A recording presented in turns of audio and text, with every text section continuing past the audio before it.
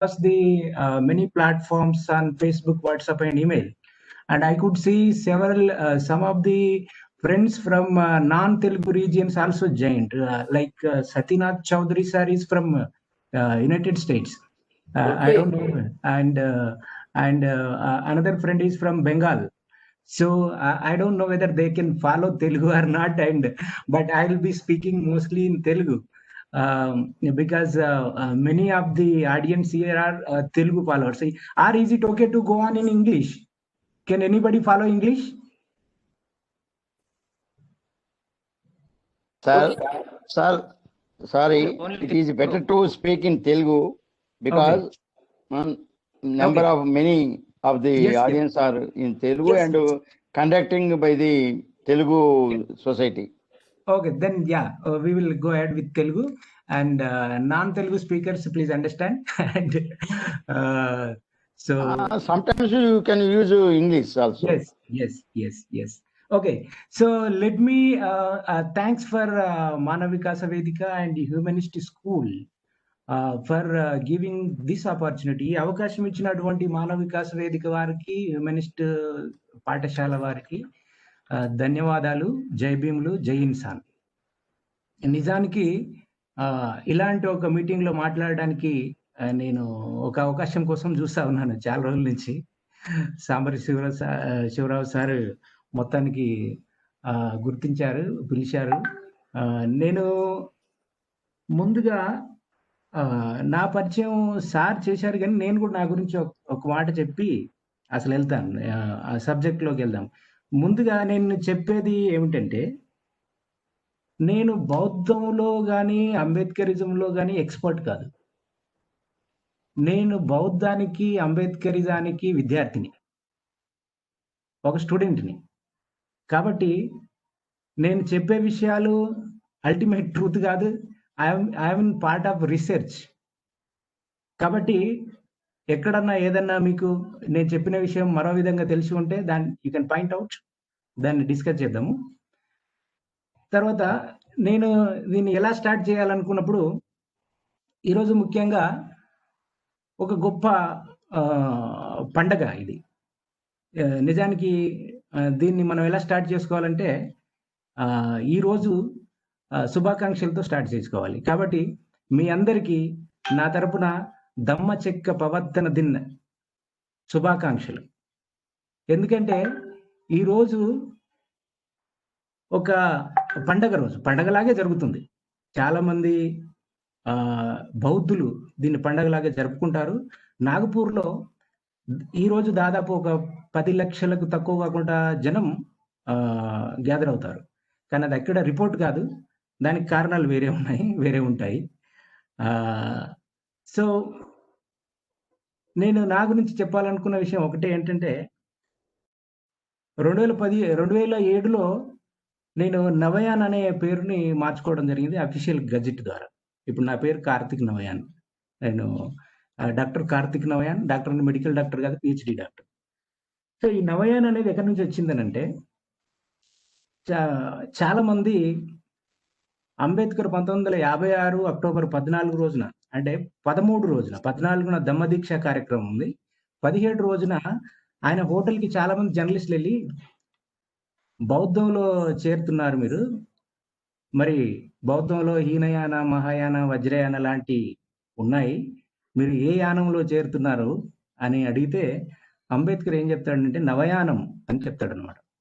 A new vehicle of awakening. నేను బౌద్ధంలో ఉన్నటువంటి ఏ శాఖలోకి చేరటం లేదు, నేను బౌద్ధంలో ఒక నూతన బౌద్ధాన్ని ఆవిష్కరించబోతున్నానని చెప్పడం జరిగింది. అదే నవయానం. అయితే నేను పేరు మార్చుకోవాలనుకున్నప్పుడు ఈ నవయానం అనేది వచ్చే విధంగా నేను 2005లోనే బౌద్ధం తీసుకోవడం జరిగింది.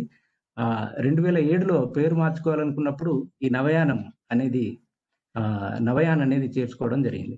ఇది ఎందుకు చెప్పానంటే, అంబేద్కర్ బౌద్ధం అంతకుముందు ఉన్నటువంటి ఒక సాంప్రదాయబద్ధమైన, ఒక చలనం లేని, ఒక స్లీపింగ్ మోడ్లో ఉన్న బౌద్ధం కాదు. నవయానం అని ఎందుకన్నాడంటే, it is a new vehicle of awakening. బుద్ధుడు ఏదైతే చెప్పాడో దానికి సరైన ఇంటర్ప్రిటేషన్స్ ఇవ్వటమే నవయాన బౌద్ధం.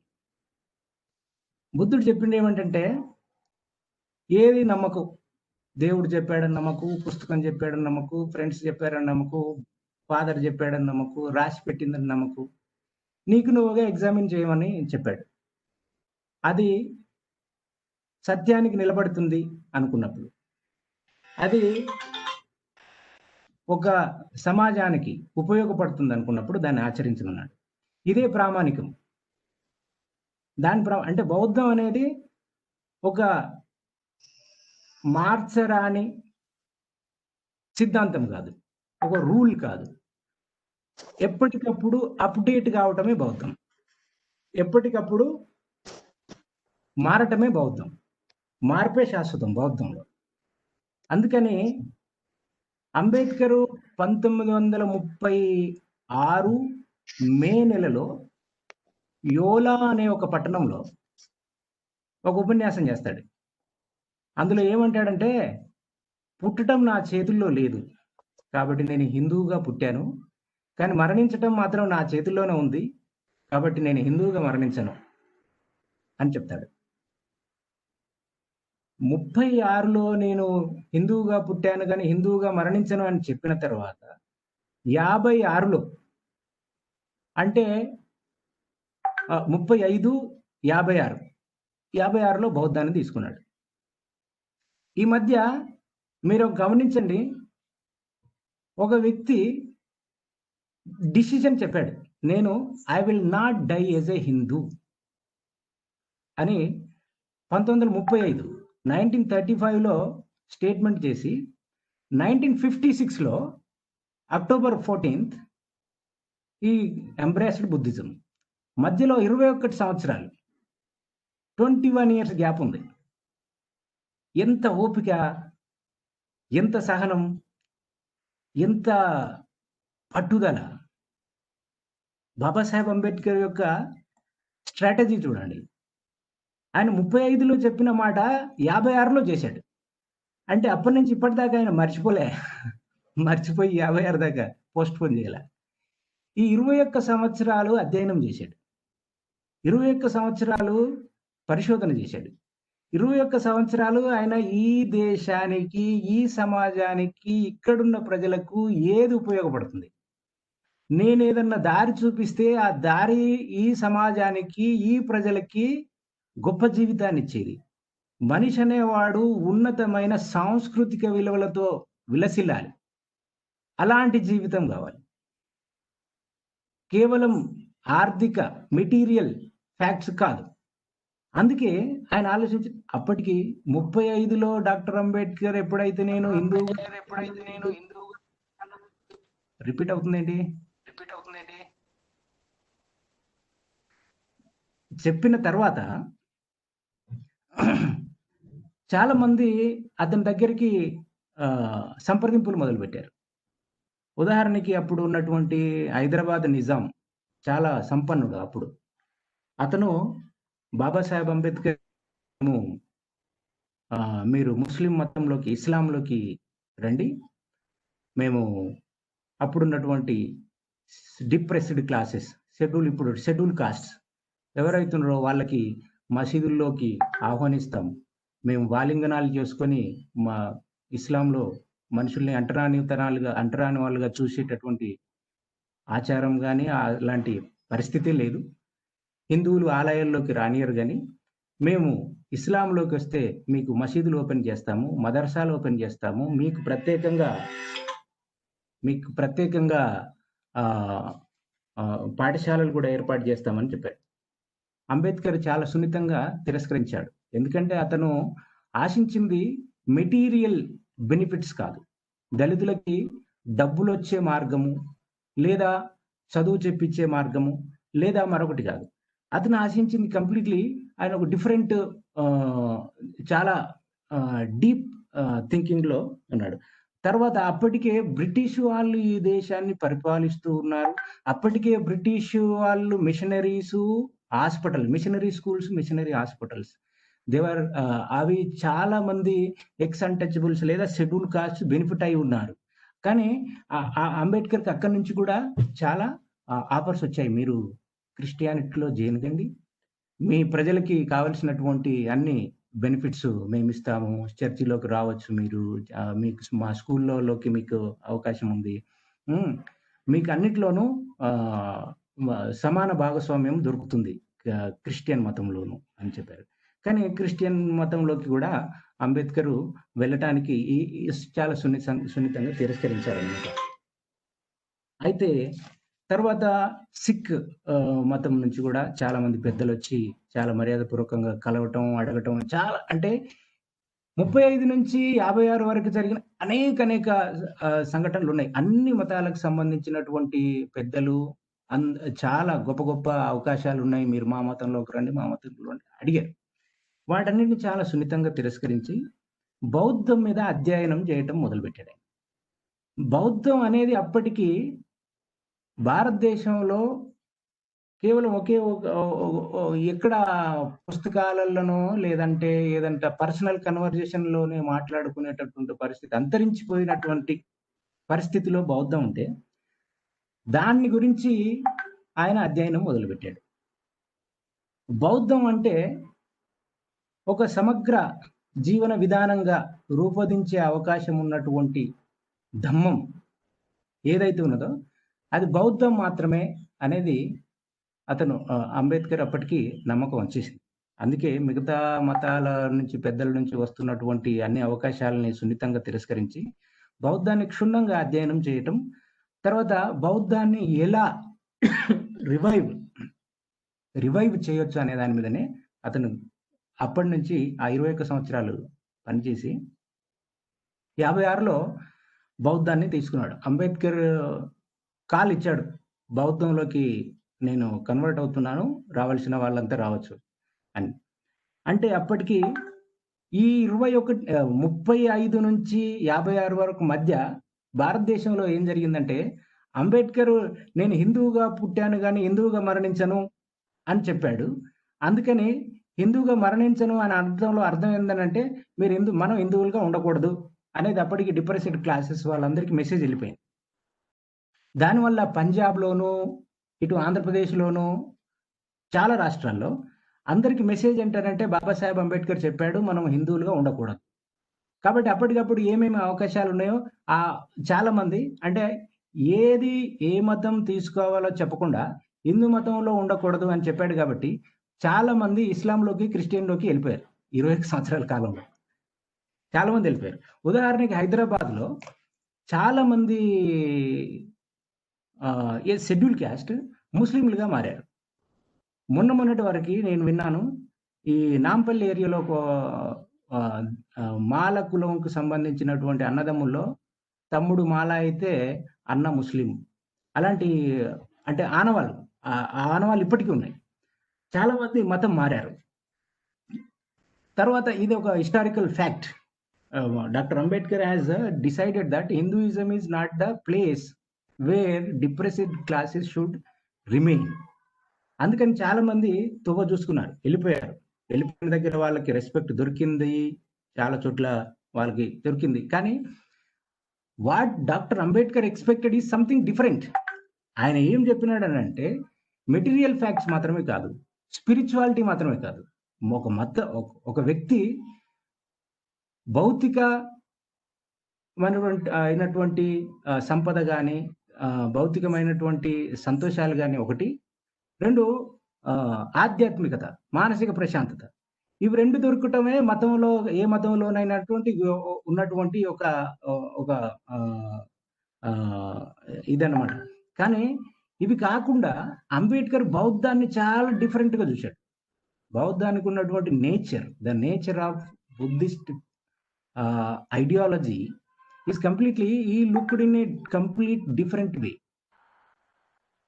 Dr. Ambedkar has seen Buddhism as a democracy. బౌద్ధం అంటే ప్రజాస్వామ్యంగా చూశాడు డాక్టర్ అంబేద్కర్. బౌద్ధం అంటే సమానత్వంగా చూశాడు అంబేద్కర్. బౌద్ధం అంటే సమత, మమతలతో విల్లసిల్లే సమాజాన్ని ఏర్పాటు చేయడానికి ఉపయోగపడే ఒక ఫిలాసఫీగా చూశాడు అంబేద్కర్. అందుకే భారత రాజ్యాంగంలో ప్రియాంబుల్లో ప్రజాస్వామిక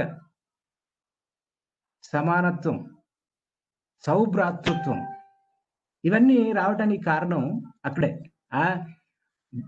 స్వయంగా డాక్టర్ బాబాసాహెబ్ అంబేద్కర్ చెప్పిన మాట ఏంటంటే, I am influenced by my master Buddha అని చెప్పాడు. ఈ ప్రజాస్వామ్యము, సమానత్వము, సౌభ్రాతృత్వము అంటే ఫ్యాటర్నిటీ ఇవన్నీ కూడా I derived from my master Buddha అని చెప్పాడు. సరే, ఇవే ఫ్రెంచ్ రివల్యూషన్లోనూ ఉన్నాయి, ఇంకా అప్పటికే అక్కడ ఉన్నాయి, అంతటా ఉన్నాయి. చాలా మంది అంటారు అంబేద్కర్ చెప్పాడు బౌద్ధం నుంచి, కానీ they are already existing in some other constitutions at the time of writing our constitution. కానీ స్వయంగా అతను చెప్పింది ఏంటంటే, నేను I'm influenced by my master Buddha అని చెప్పాడు. కాన్స్టిట్యూషన్ ప్రియాంబుల్లో ఈ పదాలు రావడానికి, ప్రజాస్వామ్యము, సెక్యులరిజము, సౌభ్రాతృత్వము, సమానత్వము ఇవన్నీ రావడానికి బుద్ధుడి ఫిలాసఫీయే కారణం అని. ఆ విధంగా ఒక వ్యక్తికి కావలసినటువంటి ఉన్నత సాంస్కృతిక విలువలు కలిగినటువంటి ఒక సమాజం కావాలనంటే బౌద్ధం అనేదే పరిష్కారము అనేది చాలా గట్టిగా నమ్మి 21 సంవత్సరాల అనంతరం ఆయన బౌద్ధాన్ని తీసుకోవడం జరిగింది. ఆ బౌద్ధాన్ని తీసుకునేటప్పుడు నేను ముందే చెప్పినట్టు ఏ శాఖలోకి వెళ్తారు, హీనయాన, మహాయాన, వజ్రయాన అని అంటే అదేది కాదు, నాది నవయాన అని చెప్పాడు. ఆ నవయానం ఏందో కూడా ఒక 2 నిమిషాలు మళ్ళీ మనం మాట్లాడుకుందాం. How it is different from the existing Buddhist schools. అయితే ఇక్కడ చెప్పుకోవాల్సిన విషయం ఇంకోటి ఏంటంటే, ప్రపంచ మత చరిత్రలో నాగపూర్లో జరిగినటువంటి బుద్ధిస్ట్ కన్వర్షన్ లాంటి సంఘటన ఏది ప్రపంచ చరిత్రలో లేదు. అదొకటే. ఒక బుద్ధిస్ట్ ఒకేసారి దాదాపు 5 లక్షల మంది ఒక మతంలోంచి ఒక్కో మతంలోకి మారటం, లేదా ఇంకో దమ్మంలోకి ఒక్కొక్క మతాన్ని వదిలేయటం, మూకుమ్మడిగా ఒక మతాన్ని వదిలేయటం అనేది ప్రపంచ చరిత్రలో జరగటం అనేది నాగపూర్లో అంబేద్కర్ ఆధ్వర్యంలో జరిగింది తప్ప ఇంకెక్కడ జరగల. This is the history. ఇంత గొప్ప ఒక కార్యక్రమాన్ని, లేదా ఇంత historical important incident is not recorded anywhere in the history text books. How sad it is. So ఇది జరిగినప్పుడు ఇది ఎలా జరిగిందో కూడా 2 నిమిషాలు మాట్లాడు. అంబేద్కర్ కాల్ ఇచ్చిన తర్వాత చాలా మంది, అప్పటికి Ambedkar has become a famous leader and many community అంబేద్కరైట్ communities has complete trust in doctor Ambedkar. 13 తారీఖు రోజు పొద్దున మొదలు పెడితే 14 తారీఖు సాయంత్రం వరకు జనం వస్తూనే ఉన్నారు. లారీలు, బస్సులు, కార్లు, అన్ని ఎడ్ల బళ్ళు అయిపోయినాక కాలినడకన కూడా వచ్చారు జనం. 2 రోజులు ప్రయాణం చేసి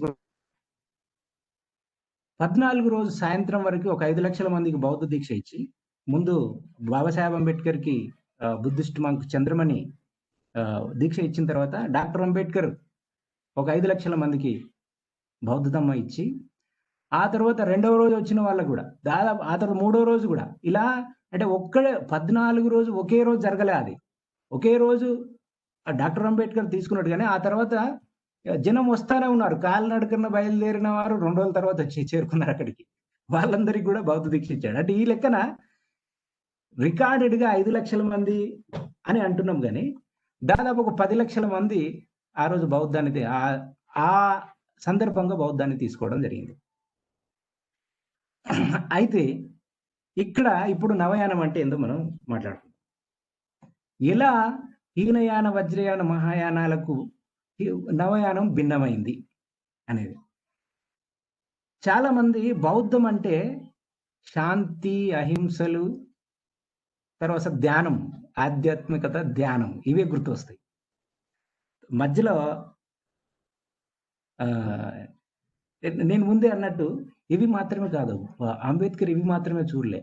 బౌద్ధం అంటే ధ్యానము, మానసిక ప్రశాంతత లేదా అశాంతి ఇవి కాదు. అంబేద్కర్ చూసింది సమానత్వము, అంబేద్కర్ చూసింది ప్రజాస్వామ్యము, అంబేద్కర్ చూసింది సౌభ్రాతృత్వము. ఇవి సాధ్యమయ్యేది బౌద్ధం ద్వారా అని మాత్రమే బౌద్ధం వైపు వెళ్ళడం జరిగింది. The potentiality of Navayana Buddhism is that it can establish a society where everybody is treated equal, where everybody get equal opportunities. That is what Indian constitution guarantees. అలాంటి సమాజం కోసం మాత్రమే అంబేద్కర్ బౌద్ధాన్ని తీసుకోవడం జరిగింది. అలాంటి సమాజం రావాలంటే మరి ఏం చేయాలా? నవయాన బౌద్ధం ఏం చెప్తుంది? నవయాన బౌద్ధం ఎలా అటువైపు ఈ సమాజాన్ని నడిపించగలదు? బౌద్ధమయ భారతం కావాలి అంటే ముస్లింలు, క్రిస్టియన్స్, హిందువులు, సిక్కులంతా బుద్ధిజంలోకి మారిపోవాలా? అందరూ ఆ మాట చెప్పిండే ఎప్పటికి చాలా గొడవలు అయిపోతాయి. అందుకే అంబేద్కరైట్ బుద్ధిస్టులు చాలా సిన్సియర్గా బౌద్ధాన్ని ప్రచారం చేస్తారు కానీ కన్వర్షన్ చేయరు. మీరు ఎక్కడైనా చూడండి, మిమ్మల్ని ఎవరైనా బౌద్ధంలోకి మారండి అని అడగరు. బౌద్ధంలోకి మారటం అనేది simple. Buddhist means Buddhist. It is బుద్ధి. You have to depend on your mental capacity, your thinking capacity. If your thinking capacity allows you to remain in any religion, you can stay there. If your thinking capacity needs, no, this is something not right, I should follow, then you have to shift to you follow your buddhi. That is what Buddhism. There is nothing else. So, Dr. Ambedkar has declared 21 oaths, 22 ప్రతిజ్ఞ. అవి ఇప్పుడు నేను చదువుతాను. బహుశా మీరందరికీ కూడా చాలా strange feeling వస్తుంది. మీరంతా నేను అనుకుంటా ఇందులోంచి కొంతమంది డ్రాప్ అయిపోతారేమో కూడా. అయినా సరే this is what it is.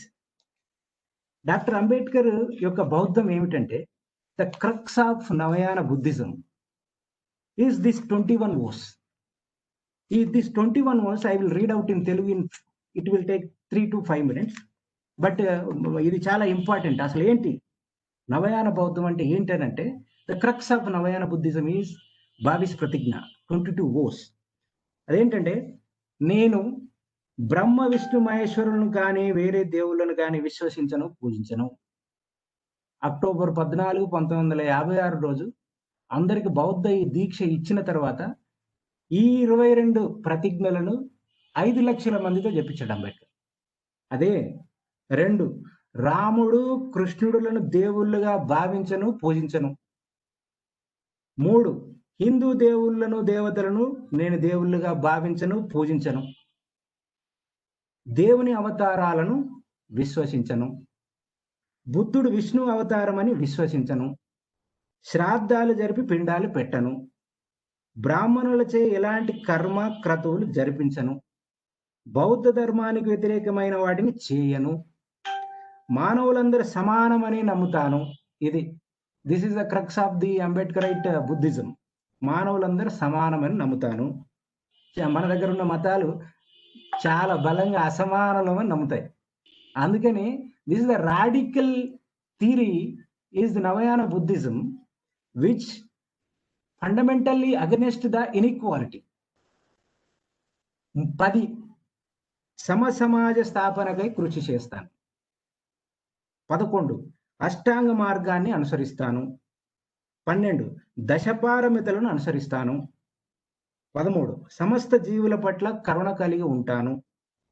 14 దొంగతనం చేయను. 15 వ్యభిచారం చేయను. 16 అబద్ధం చెప్పను. 17 మత్తు పానీయాలు సేవించను. 18 శీల కరుణ ప్రజ్ఞలను సాధన చేయడం ద్వారా నేను సమాజాన్ని ఆదర్శవంతంగా తీర్చిదిద్దుతాను. 19 అసమానతలతో మానవ వికాసానికి తోడ్పడని హిందూ మతాన్ని వదిలి బౌద్ధ ధర్మాన్ని స్వీకరిస్తున్నాను. చాలా జాగ్రత్తగా గమనించండి. 19వది ఏమంటాడంటే, అసమానతలతో మానవ వికాసానికి తోడ్పడని హిందూ మతాన్ని వదిలి బౌద్ధ ధర్మాన్ని స్వీకరిస్తున్నాను. బౌద్ధ మతాన్ని స్వీకరిస్తున్నాననలే. అందుకే ఎవరైనా మతం మారాలనుకుంటే ఇంకో మతంలోకి పోతారు. ఇక్కడ మతం మారడం కాదు. Embracing Buddhism. 20 బౌద్ధ ధర్మమే సరైనదని నమ్ముతున్నాను. హిందూ పునర్జన్మ సిద్ధాంతాన్ని విశ్వసించను.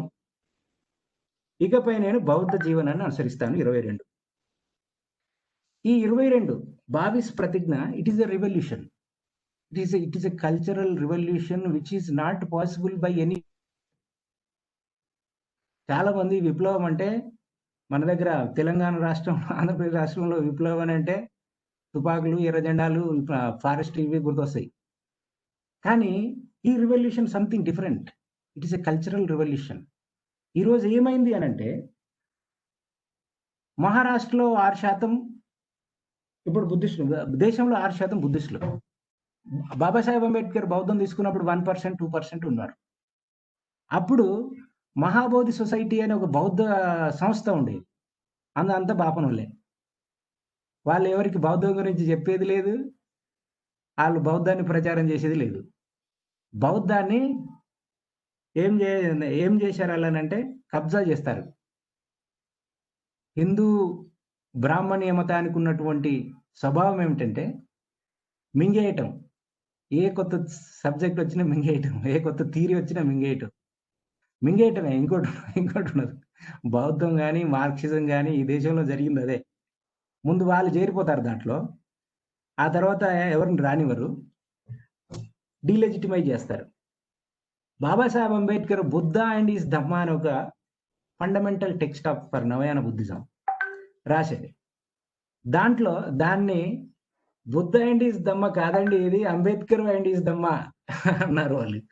అంటే అంబేద్కర్ ఆయన రాసినవే అది చెప్పాడు, బుద్ధునికి సంబంధించిన ఏం లేదు అందులో అని అన్నారు మహాబోధి సొసైటీ వాళ్ళు. అంటే అంబేద్కర్ని డీలెజిటిమైజ్ చేయడానికి చాలా ప్రయత్నాలు చేశారు. అంబేద్కర్ని డిస్కరేజ్ చేశారు. కానీ అంబేద్కర్ ఏం ఆలోచించాడనంటే అతని ఆలోచన చిన్న చిన్న ఆలోచనల దగ్గర ఆగిపోయేటటువంటి మనిషి కాదు. ఆయన తన సొంత కోసము, తన కుటుంబం కోసము, తన కులం కోసం పనిచేసిన వ్యక్తి కాదు. ఒకవేళ తన కులం కోసమే పనిచేసిన వ్యక్తి అయితే ఆయన ఏదో ఒక మతంలో చేరితే విపరీతమైన డబ్బులు, సంపద అన్నీ వచ్చేటివి. ఆయన కుటుంబానికి కావాలనుకుంటే అతను అసలు ఆయన ఫారిన్ నుంచి తిరిగి రావాల్సిన అవసరం లేదు ఆయన కుటుంబం. అక్కడే ఏ వీల్ చైర్‌లోనో ఏదో హారం చైర్‌లో కూర్చొని పాఠాలు చెప్పుకొని ప్రొఫెసర్‌గా స్థిరపడితే అక్కడనే ఫారిన్‌లోనే సెటిల్ అయిపోయాడు. ఆయన కంప్లీట్ జీవితం అంతా ఒక స్ట్రగుల్. ఆయన మైండ్ ఒక క్రషర్ లాగా పనిచేసింది నిజానికి చెప్పాలంటే. ఒక క్రషర్. అతని ఆలోచన మనం ఇప్పుడు గమనించినట్టయితే ఎంత ధైర్యము, ఎంత తెలివి, ఇలాంటి మనిషి ఒకాయన ఈ భూమి మీద నడిచాడా అనేటటువంటి ఆశ్చర్యం కలిగేటటువంటి సంఘటనలు ఉన్నాయి ఆయన జీవితం. అతను ఐదుగురు పిల్లలైతే నలుగురు పిల్లలు అనారోగ్యము లేదా పస్తుల వల్ల చనిపోయినట్టు రమాబాయి అంబేద్కర్ జీవిత చరిత్రలో రాశారు. అంటే ఈరోజు మన కుటుంబాల్లో పిల్లలకి ఏదన్నా అయితే మనం మొత్తం ఆపేస్తాం. సమాజ సేవ వదిలేసేయి, ఉద్యోగం మానేస్తాం, తినటం మానేస్తాం అనేసి. ఆయన కుటుంబాన్ని కూడా త్యాగం చేశాడు. అంటే ఆయన ఏకైక లక్ష్యము కుటుంబము కాదు, కులము కాదు, మొత్తం సమాజము.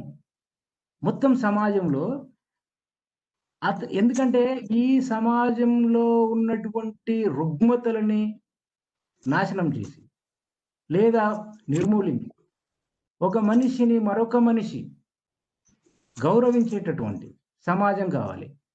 దానికి ఏం చేయాలనేది ఒక ఆలోచనతోనే అతను పనిచేసిండు తప్ప వేరే ఏ స్వార్థం గాని అసలు కుటుంబం గాని, కులం గాని లేదు ఆయన దృష్టిలో. దానికోసం ఆలోచించినట్టుంటే ఈరోజు భారతదేశానికి ఒక రాజ్యాంగం కానీ, ఒక బౌద్ధం అనే ఒక రివైవల్ ఆఫ్ బుద్ధిజం, ఒక గొప్ప ఉన్నత సాంస్కృతిక విలువలు ఉన్నటువంటి ఒక ధమ్మం ఈరోజు బౌద్ధానికి అందేది కాదు. అందుకే ఆయన నవబౌద్ధుడు అని కూడా చాలా మంది సంబోధిస్తారు. సో ఇక్కడి వరకు నేను అనుకుంటాను, what doctor Babasaheb Ambedkar expected అనేది బహుశా మీకు అర్థమై ఉంటుంది. అతను ఏం ఆశించాడంటే, ఈ గడ్డ మీద పుట్టిన ప్రతి వ్యక్తిత్వం ఆత్మగౌరవంతో, ఉన్నత సాంస్కృతిక విలువలతో బతకాలని ఆశించాడు. ఎవరు అంటరానివాడు, ముట్టరానివాడు, చూడరానివాడు, కానరానివాడు, గుళ్ళోకి రావద్దు, బల్లోకి రావద్దు, బాయికాడికి రావద్దు, ఇవన్నీ రూల్స్, ఇవన్నిటిని బద్దలు కొట్టాడు ఆయన. అసలు 5 లక్షల మందితో నేను బ్రహ్మ, విష్ణు, మహేశ్వరులను పూజించను, నమ్మను అని చెప్పించాడు. ఈరోజు ఆ కుటుంబాలన్నీ చాలా మటుకి ప్రాక్టీస్లోకి వెళ్ళిపోయాయి. ఈ బావిస్ ప్రతిజ్ఞ 22 ఓస్ వాళ్ళు ఈరోజు నేను ప్రాక్టికల్ ఎగ్జాంపుల్ చెప్తాను. మీరు ఈరోజు గమనించినట్టయితే భారతదేశంలో షెడ్యూల్ కులాలు డాక్టర్ బాబాసాహెబ్ అంబేద్కర్ షెడ్యూల్ కులాల్లో మహారాష్ట్రలోని అంబేద్కర్ సబ్ కాస్ట్ అయిన మహర్ కులము నేచురల్గా they are followers of doctor Ambedkar ideals. ఈరోజు మీరు చూసినట్టయితే చాలా మంది highly educated people you will find in that community. Highly educated people, you will see them in Japan, in America, in London, and somewhere. There may be other scheduled castes also, because of their own family strength or any background. The scheduled caste from Christian background also there in foreign countries who are in well paid or well respected jobs. But the difference between these two is that these communities who followed Dr. Ambedkar and Buddhism has every potentiality to counter the caste-based narratives, caste-based discriminations and inequalities. Highly educated, these Buddhist communities, highly educated community.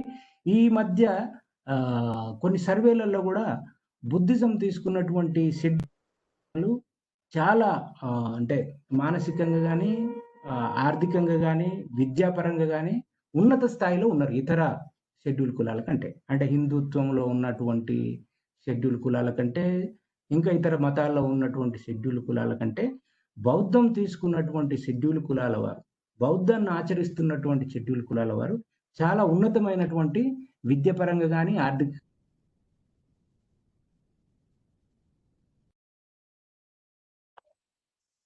చెప్పారు. సర్వేలు కాదు, that is practice. Hello, ఇప్పుడు వినిపిస్తుందా? Okay okay okay. So ఇక్కడి వరకు మనం what Dr. Ambedkar expected is that this country should become a country where everyone is treated equal. That is what Buddhism for Dr. Ambedkar. It is not a religion. It is not a ritual. It is not ritual for him.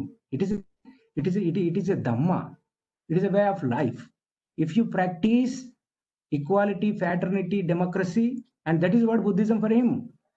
ఎందుకన్నాడనంటే బౌద్ధంలో the potentiality ఉంది. ఎందుకు ఉంది అని అంటే, నేను కొన్ని ఈ ఆర్టికల్ స్వేచ్ఛాలోచన పత్రిక చదివే వాళ్ళకి భవిష్యత్ ఈ విషయాలు అర్థమై ఉంటాయి. మొట్టమొదటిసారిగా ప్రపంచ చరిత్రలో మహిళలకు సమానమైనటువంటి అవకాశాలు ఇచ్చింది బౌద్ధం. స్త్రీలు సైతం పురుషులతో సమానమని మొదట వాదించి బోధించింది బుద్ధుడే. స్త్రీలకు ప్రత్యేకంగా సంఘం నిర్మించింది బుద్ధుడే. కిస్సా గౌతమి, సుమంగళ, సుజాత, భిక్షగాని కుమార్తె అయిన కాప, సామ్రాట్ అశోక్ చక్రవర్తి కుమార్తె అయిన సంఘమిత్ర. మీరే చూడండి, బిచ్చగాని కుమార్తె అయిన కాప, సామ్రాట్ అశోక చక్రవర్తి కుమార్తె అయిన సంఘమిత్ర, వాళ్ళిద్దరు కూడా ఒక బుద్ధిస్ట్ సంఘంలో మెంబర్స్. ఇలా ఎందరో స్త్రీలు భిక్షువులుగా మారి అపార జ్ఞానమును సంపాదించి పురుషులకు ఏమాత్రం తీసుకోకుండా China, Japan, Burma, Bhutan, Sri Lanka, Korea, Taiwan, Thailand దేశాల్లో బౌద్ధాన్ని ప్రచారం చేశారు. అంటే ఈరోజు మనం ఈక్వల్ రైట్స్ టు ఉమెన్ అని ఇప్పటి వరకు ఇంకా కొట్లాడుతూనే ఉన్నాం. కానీ బుద్ధుడు అప్పుడే ఈక్వల్ చేసేసాడు. బుద్ధిస్ట్ సంఘంలో స్త్రీ పురుషుడు సమానమే. తర్వాత why buddhism is so important. ఇప్పుడు ఆ డెమోక్రసీ, బుద్ధుడు ప్రజాస్వామ్యాన్ని చట్టబద్ధంగా అమలయ్యే విధంగా అప్పుడే చర్యలు తీసుకున్నాడు. అందుకు తన భిక్షు సంఘాన్ని ఆదర్శంగా చూపెట్టాడు. భిక్షు సంఘంలో బుద్ధుడుకు సామాన్య సభ్యుడే, అతనికి ప్రత్యేక స్థానం అంటూ ఏది లేదు. ఆ ప్రజాపాలన ఎలాంటి మార్పులు తేవాలన్నా శాసనసభలో తీర్మానాలు ప్రవేశపెట్టి అత్యధికుల అభిప్రాయం మేరకు అమలు చేస్తారు. ఈనాటి సభాధ్యక్షులు అంటే స్పీకర్, సాధారణ సభ, చర్చ, నిర్ణయము, ఈ విధానం అంతా బుద్ధుడు 2000 సంవత్సరాల క్రితం రూపొందించి అమలు జరిపిన విధానం. ఇంకోటి, every principle that is practiced by Buddha in his time is an ideal. ఏమంటాడంటే బుద్ధుని రాజకీయ విధానాలు అత్యంత అనుసరణీయాలు కూటదంత సుత్తలో ఇవి ఉంటాయి అన్నమాట. కూటదంత సుత్త అనేది ఒక సుత్త. దాంట్లో ఏం చెప్తాడంటే బుద్ధుడు, అలవి అనే గ్రామంలో బుద్ధుడు ఇలా అంటాడు, ఆకలి కారణంగానే హింస, అశాంతి ఏర్పడుతుంది. ఆకలి ఉన్న వారిని ఆదుకోవడం ప్రజలందరి బాధ్యత. ప్రపంచంలో ఎవ్వరూ ఆకలితో ఉండకుండా చూడడం ఆయా సమాజాల బాధ్యత. ఈరోజు మన పక్కింట్లో వాడు తిన్నాడా లేదా మనకి తెలియదు, సచ్చాడా బతికాడా కూడా తెలియదు. కానీ ఎవడు ఆకలితో బాధపడకుండా చూడడం మొత్తం సమాజం బాధ్యత అన్నాడు. రోడ్డు మీద చాలా మంది ఆకలితో నకనకలాడుతూ ఉంటే మనం అంతా చూసుకుంటూ పనిలో వెళ్ళిపోతూ ఉంటాం. ప్రతి మనిషి ఒక మనిషికి బాధ్యతగా ఉండటం అనేది బౌద్ధం యొక్క గొప్పదనం. ఇవన్నీ కూడా why doctor Ambedkar has chosen this dhamma because it is the only way where a society can progress. తర్వాత ఈరోజు క్రిమినల్ జస్టిస్ సిస్టమ్, మనం ఉరిశిక్ష, మనం ఐపీసీలో ఉరిశిక్ష ఉంది. బుద్ధుడు ఆ రోజు ఏం చెప్పాడు, నేరస్తులను బాధించటం లేదా ఉరి తీయడం ద్వారా నేరాలు అంతం కావు. రాజ్యంలోని ప్రతి పౌరుడికి ఆర్థికపరమైన రక్షణ ఏర్పాటు చేయాలి. ప్రతి ఒక్కరికి జీవనోపాధి కల్పించాలి. వ్యవసాయదారులు సమాజానికి అవసరమైన ఆహార ధాన్యాలు అందించగలగాలి. వృద్ధులకు జీవనభృద్ధి కల్పించాలి. పేదలైన వారిపై పన్నులు విధించరాదు. ఇవన్నీ రాజ్యాంగంలో కూడా కనిపిస్తాయి. ఇక్కడ బుద్ధుని మాటలు రాజ్యాంగంలో అంబేద్కర్ వాటిని ఏం చేశాడంటే డైరెక్టివ్ ప్రిన్సిపల్స్ ఆఫ్ స్టేట్ పాలసీలో ఇవన్నీ కనిపిస్తాయి. ఈ లింక్ మనం అర్థం చేసుకోవాలి. అంబేద్కర్ రాజ్యాంగం రాయటంలో బుద్ధ ఈజ్ మై మాస్టర్ అని ఎందుకు చెప్పాడనంటే, బుద్ధుడు ఏదైతే చెప్పాడో అది రాజ్యాంగంలో కనిపిస్తాయి. డైరెక్టివ్ ప్రిన్సిపల్స్ ఆఫ్ స్టేట్ పాలసీలో ఎంత డీప్గా వెళ్ళి మాట్లాడతాడంటే డాక్టర్ అంబేద్కర్, గర్భిణీ స్త్రీకి కావలసినటువంటి సదుపాయాలు ఏంటో అనేది కూడా చెప్తాడు. అంత డీప్గా చెప్తాడు. కార్మికులు, కర్షకులపై ఎలాంటి ఒత్తిడి, అణచివేత చర్యలు జరపరాదు. ఎవరికి ఏ వృత్తిపై ఆసక్తి వారికి ఆ వృత్తిలో శిక్షణ ఏర్పాటు చేయాలి. ఎంత బాగుంది చూడండి. నువ్వు చెప్పులే కొట్టు, నువ్వు డప్పులే కొట్టు అనే ఒక మతం. నువ్వు బొందలే దవ్వు, నువ్వు గుండె గీకు, నువ్వు కుండలే చెయ్యి, నువ్వు చెట్లే ఎక్కాలి, నువ్వు రోడ్లే ఊకాలి అనే ఒక సమాజంలో బుద్ధుడు అప్పుడేం చెప్పాడనంటే, ఎవరికి ఏ వృత్తిపై ఆసక్తి గలదో వారికి ఆ వృత్తిలో శిక్షణ ఏర్పాటు చేయాలి. ఎంత అద్భుతంగా ఉంది చూడండి. ఇది విప్లవం కాదా? ఇంతకంటే గొప్ప విప్లవం ఏముంటుందండి? ఇదే విప్లవం. తర్వాత రాజ్యాధికారాన్ని నెరిపేవారు ఆడంబరాలకు, విలాసాలకు దూరంగా ఉండి సాధారణ జీవితాన్ని గడుపుతూ ఆదర్శవంతమైన జీవితాన్ని కొనసాగించాలి. ఎంత బాగుంది చూడండి. అప్పుడే 2500 సంవత్సరాల క్రితం చెప్పాడు ఆయన. ఆదర్శవంతంగా బతకాలి, నిరాడంబరంగా బతకాలి రాజ్యపాలన చేసేవాళ్ళు. ఈరోజు ఆడంబరంగా ఉంటేనే రాజ్యపాలన చేస్తున్నట్టు, లేకుంటే రాజ్యపాలన ఉండట్లేదు. ఎమ్మెల్యే ఏంటంటే వెనక 5 జీపులు, ముందట 5 జీపులు, ఒక 100 మంది కానిస్టేబుల్, తుపాకులు, ఆ మంది మార్బలం, తర్వాత ఆ వెనక 2 కార్లు, ముందు 2 కార్లు తెల్ల సొక్కాల వాళ్ళు, ఆ తర్వాత ఇలాంటి ఇది రాజ్యాధికారం అంటే అది. అది పోవాలనే అప్పుడు చెప్పాడనమాట. పొరుగు రాజ్యం పేదరికంలో అనిశ్చిత రక్షణలో ఉండగా నీ రాజ్యం సుసంపన్నం సురక్షితంగా ఉండదు. నీ పొరుగు రాజ్యాలు కలిసి ఒక సదావగాహనకు రాగలిగినప్పుడే అందరికి సుఖశాంతులు లభిస్తాయి. నీ రాజ్యంలోని ప్రజల పట్ల నీవు ప్రేమ చూపినట్టే నీ పొరుగు రాజ్యాల ప్రజల పట్ల నీవు ప్రేమ చూపాలి. ఇది ఇది ఇంటర్నేషనల్ రిలేషన్స్. ఈరోజు ఈరోజు చాలా మంది మన దేశంలో పాకిస్తాన్‌లో ఎప్పుడు భూకంపం వస్తే బాగుందని ఎదురు చూసేవాళ్ళు ఉంటారు. అక్కడ ప్రజలు బాగుంటేనే మనం బాగుంటాం అనేది బుద్ధుని యొక్క ఫిలాసఫీ. ఈ విధంగా అంటే ఎక్కడో డాక్టర్ అంబేద్కర్ ఏదో ఇవన్నీ చాలా ప్రాక్టికల్‌గా ఆలోచించి, చాలా practical. Is a practical person. Is is very very strong and practical and he never said anything in theory. He has proved everything in practice. ఆయన బౌద్ధాన్ని చూజ్ చేసుకోవడంలో ఈ దేశానికి ఒక ధమ్మాన్ని, మనిషిని మనిషిగా గుర్తించేటటువంటి ఒక వే ఆఫ్ లైఫ్ ఇవ్వడానికి, తద్వారా దాని రాజ్యాంగంలో ఉన్నటువంటి అనేక ప్రొవిజన్స్ ద్వారా దాన్ని అంటే ఏదో బౌద్ధ మతాన్ని ప్రచారం చేయటం. The principles of equality, fraternity, democracy is advocated by Dr. Ambedkar by embracing Buddhism, by advocating Buddhism, by advocating Navayana Buddhism. So ఇక్కడి వరకు చాలా బాగుంది. అయితే ఏం జరుగుతుంది ఈ దేశంలో? డాక్టర్ అంబేద్కర్ ఇచ్చినటువంటి బౌద్ధం ఎంతమంది స్వీకరించారు? చాలా మంది షెడ్యూల్ కులాలకు చెందినటువంటి వ్యక్తులు, షెడ్యూల్ కులాలకు చెందినటువంటి నాయకులు కానీ వ్యక్తులు కానీ 2 విషయాల దగ్గర ఆగిపోతారు. బాబాసాహెబ్ అంబేద్కర్ మనకు రాజ్యాంగం ఇచ్చాడు. మొదటి మాట చాలా బాగుంది. రెండవ మాట చెప్తారు, బాబాసాహెబ్ అంబేద్కర్ మనకు రిజర్వేషన్లు ఇచ్చాడు. రెండవ మాట బాగుంది. ఈ రెండింటి దగ్గర ఆగిపోతారు. బాబాసాహెబ్ అంబేద్కర్ మనకు బౌద్ధాన్ని ఇచ్చాడు. ఆ మాట ఎవరు చెప్పారు? చాలా కొద్ది మంది చెప్తారు. లేదా రిటైర్డ్ అయిన తర్వాత చెప్తారు. ఈ మాట రిటైర్డ్ అయిన తర్వాత బౌద్ధం గురించి చెప్తారు. ఇది చాలా విషాదకరం. ఎందుకంటే ఈ 2 రిజర్వేషన్లు ఇవ్వటము, రాజ్యాంగం రాయటం అనేది చాలా చిన్న పనులు. ఆయన చేసింది చాలా చిన్న పనులు. రాజ్యాంగం రాయటానికి 2.5 సంవత్సరాలేమో కష్టపడ్డాడు. 2 సంవత్సరాల 11 నెలలేమో కష్టపడ్డాడు.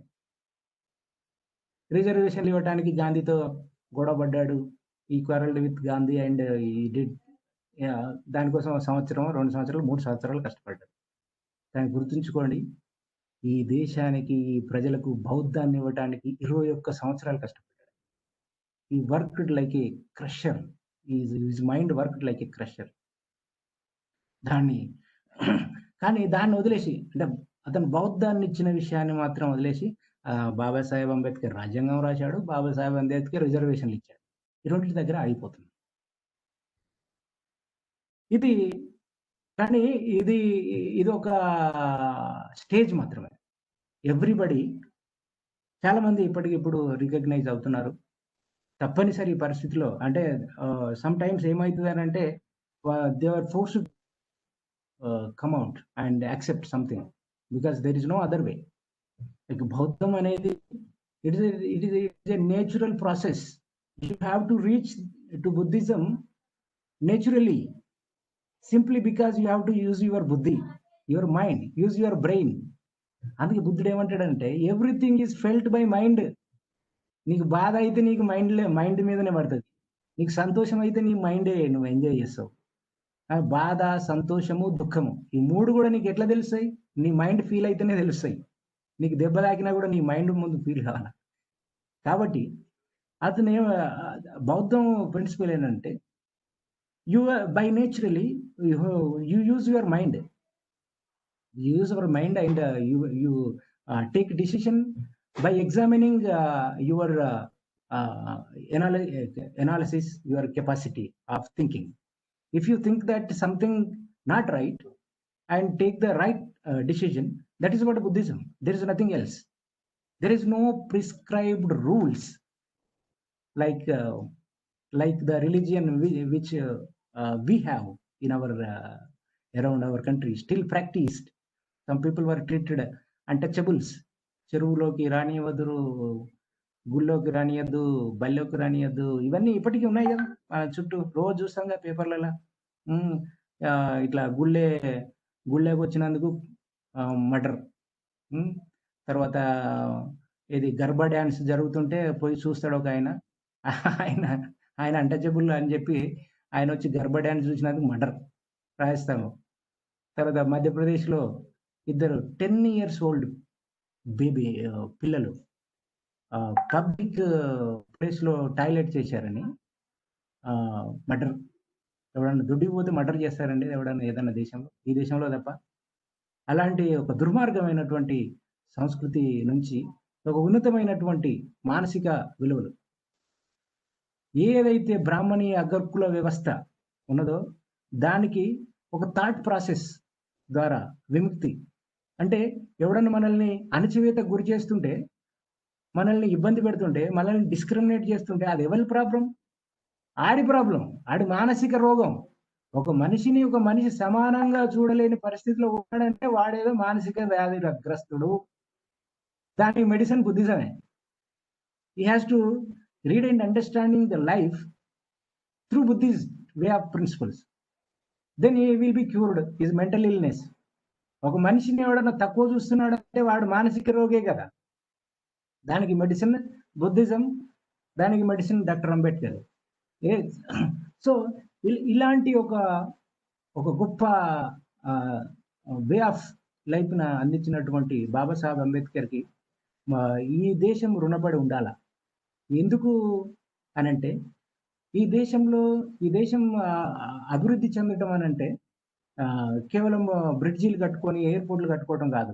ఈ హ్యూమన్ ఇండెక్స్ చూడండి, ఎడ్యుకేషన్ ఎంత ఉంది, హెల్త్ పరిస్థితి ఏంది. ఈరోజు కరోనా వస్తే మన దేశంలో గంటలు కొడుతున్నాం, బాజాలు కొడుతున్నాం.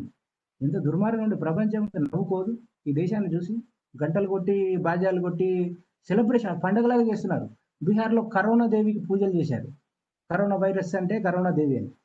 ఇలాంటి పరిస్థితిలో the most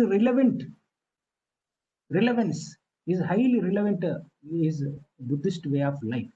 Not Buddhism as a religion, but Buddhism as a way of life.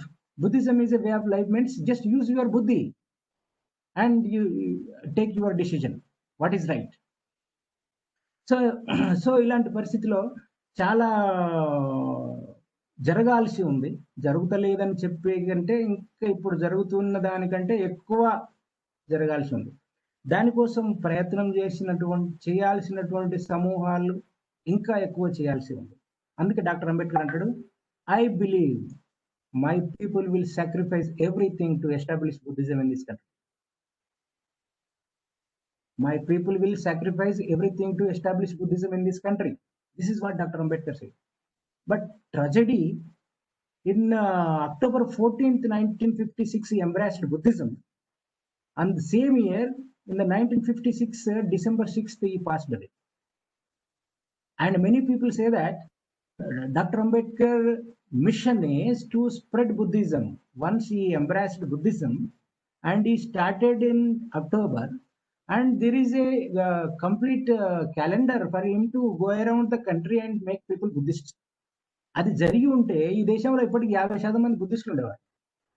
I mean not religious conversion, at least the way of అంబేద్కరైట్ Buddhism, equality, fraternity, humanity, ఆ విధంగా అన్ని మతాల్లో ఉన్న ప్రజలు ఆలోచించే విధంగా ఎవరి సాంప్రదాయాలు వాళ్ళకున్న ఇంట్లో బయటకు వస్తే రాజ్యాంగాన్ని, సమాజాన్ని గౌరవించేటటువంటి పరిస్థితి ఉండేది. ఈరోజు అట్లా కాదు. హైకోర్టులో గణేష్ పూజలు, పార్లమెంట్లో గణేష్ పూజలు, ప్రతి గవర్నమెంట్ ఆఫీసులో దుర్గామాత పూజలు, ఇవన్నీ this is against to the spirit of the constitution. Our constitution says secularism. Secularism does not mean all religion. Secularism means no religion, No religion interference with the state is secularism. Not bringing every religion. కొన్ని government ఆఫీసులలో సిల్వ, ఓం, అది అర్ధచంద్రాకారం అంటే ముస్లింలు 3 పెడతారు. అంటే అన్ని మతాలు సమానం, అన్ని మతాలు. ఇదే secularism.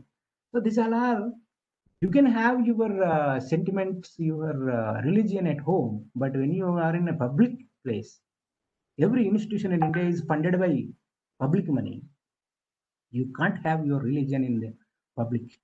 You can't display your religion in the public place. So this is దీనికంతటి కారణం ఏంటంటే we are failed to grasp the real spirit of our constitution, real spirit of what Dr. Ambedkar has spent his entire life. So ఇది చాలా మనకి ఇప్పుడు ఇంకా present ఇప్పుడున్న పరిస్థితి అయితే ఇంకా ఘోరం. కాంగ్రెస్ అగ్రకులాల పార్టీ, కానీ అది డిఫరెంట్ స్ట్రాటజీ. కాంగ్రెస్ స్ట్రాటజీ అనేది it has Muslims, it has Dalits, it has Christians wings దాంట్లో. అందులో కానీ ఇప్పుడు బీజేపీ వచ్చిన తర్వాత చూసినట్టయితే చాలా దుర్మార్గాలు ఓపెన్ గా జరుగుతున్నాయి. కాంగ్రెస్ లో ఉన్నప్పుడు హిడెన్ ఎజెండా ఉండేది అనుకుంటా. అప్పుడు కూడా దళితుల మీద మర్డర్స్ జరిగినాయి, మూకుమ్మడి అత్యాచారాలు జరిగినాయి కాంగ్రెస్ లో. కాంగ్రెస్ ను ఎట్టి పరిస్థితుల్లో సమర్థించేది లేదు, కాంగ్రెస్ ప్రభుత్వాలను ఎట్టి పరిస్థితుల్లో ఎక్కడ సమర్థించేది లేదు. వాళ్ళు కూడా దళితుల మీద చుండూరు, కారంచేడు, నీరుకొండ, పందిరికుప్పం, కంచికచెర్ల, శంకర్బిగ, కీలవెన్మని, లక్ష్మాపూర్ బాతే ఇవన్నీ కూడా జరిగినాయని కాంగ్రెస్ పాలనలోనే ఎక్స్ అన్టచబుల్ కమ్యూనిటీస్ మీద మాస్ మర్డర్స్ జరిగినాయి. కాబట్టి rule no way is better than any other party. What I'm trying to say is Congress and BJP is Congress and BJP. BJP is Congress, Congress is BJP. But the difference is being BJP is more worst in the way of functioning. ఇంతకుముందు కనీసం ఎక్కడైనా rape జరిగి murder జరిగితే దాని మీద protest చేసేవాళ్ళు. Protest చేసే వాళ్ళ నిందితుల్ని అరెస్ట్ చేసినా చేయకుండా బాధితుల్ని అరెస్ట్ చేయకపోయేది కాంగ్రెస్ లా. మీకు తేడా మీరు గమనించండి. ఇక ఏందనంటే బాధితుల్ని అరెస్ట్ చేయటం, బాధితుల మీద కేసులు పెట్టడం. ఈరోజు హత్రాస్ లో మనీషా వాల్మీకి అనే ఒక schedule caste women raped and murdered, and his own family members వాళ్ళు called to court for a narco analysis test. నిందితుల మీదనే. కాంగ్రెస్ లో ఇది లేకుండే. కాంగ్రెస్ చాలా స్ట్రాటజిక్ గా, చాలా పొలైట్ గా, ఏది స్ట్రాటజిక్ గా అణచివేసింది కాంగ్రెస్ ఎప్పుడు షెడ్యూల్ కులాలని కానీ ఇతర సబ్బండ కులాలని, మాల, మంగలి, సాకలి, కుమ్మరి, కమ్మరి ఇలాంటి ఊరికి 2-3 ఉండే కులాలను కూడా కాంగ్రెస్ ఎవరిని ఏం ప్రోత్సహించలే, ఎవరికి ఏం ఎమ్మెల్యే పదవులు ఇవ్వలే. ఇప్పటికి మన రాష్ట్రంలో, తెలుగు రాష్ట్రాల్లో అసెంబ్లీ చూడని కులాలు ఎన్ని ఉంటాయో చెప్పలేము. మీరు చూడండి, అసెంబ్లీలో 100 మంది ఉంటే 60 మంది రెడ్లు, 20 మంది 5 పాపనోళ్ళు, వాళ్ళు లెక్కేస్తే మాలోళ్ళు, మాదిగోళ్ళు 10 మంది, బీసీలకు 15 మంది, 20 మంది. ఇక ఆ బీసీలలో మళ్ళీ గౌండ్లోళ్ళు, యాదవులు, పెరుకోళ్ళు, వీళ్ళు మన పద్మశాలోళ్ళు, ఇలాంటి బీసీల్లో మెజారిటీ ఏరియన్ వర్గాలు తప్ప కుమ్మరి, కమ్మరి, సాకలి, మంగలి ఈ కులాల వాళ్ళు ఎక్కడున్నారండి? సింధు మాదిగోళ్ళు అని ఒక కులం ఉంటది మనకి. ఈరోజు చాలా కులాలు మనకు తెలియవు.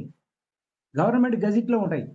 మీరు బీసీ లిస్ట్ చూస్తే ఆ బీసీ లిస్ట్ లో 100 కులాలు ఉన్నాయి అంటాం కదా, 100 కులాల పేర్లు ఎవరికి తెలియదు. మనం షెడ్యూల్ కులాల్లో 60 కులాలు ఉంటాయి కదా, 60 కులాలు ఎవరికి తెలియదు. మాలోళ్ళు, మాదిగోళ్ళు వీళ్ళు మాత్రమే గుర్తుకొస్తారు. అందుకని వీళ్ళందరికీ సమాన అవకాశాలు కల్పించాల్సినటువంటి బాధ్యత ఉన్నటువంటి పార్టీలు ఏవి కూడా పనిచేయాలి. అంటే బీజేపీని విమర్శించే ముందు ఏదో కాంగ్రెస్ ను వెనకేసి కూర్చున్న కాంగ్రెస్ ప్రత్యామ్నాయం అనుకోకూడదని చెప్తున్నా. Congress government Congress party equally Brahmanical, equally feudal, equally worst, religious. కానీ అది విక్టిమ్స్ మీద దాడులు చేసిన సందర్భాలు కనబడలే. There is no reported counter atrocities అన్న. కానీ బీజేపీ బీజేపీ పాలనలో ఇంత దుర్మార్గంగా బాధితుల మీద కేసులు కట్టి బాధితుల్ని లోపటేసేయటం అలాంటి జరుగుతుంది. ఇది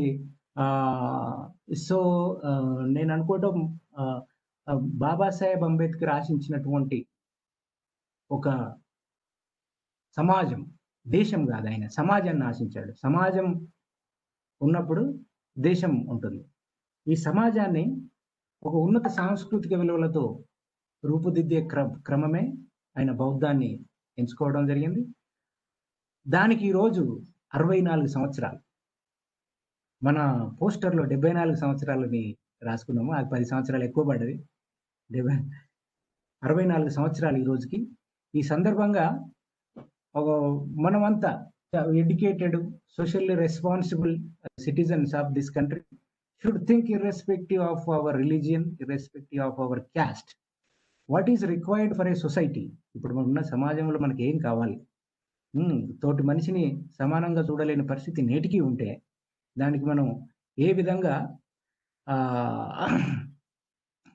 మనం మన బాధ్యత ఏంటి అనేది ఆలోచించాలని మానవ వికాస వేదికకి మరొకసారి ధన్యవాదాలు తెలియజేసుకుంటూ, జై భీములు, జై ఇన్సాన్ తెలియజేసుకుంటూ నేను ఇప్పటితో నేను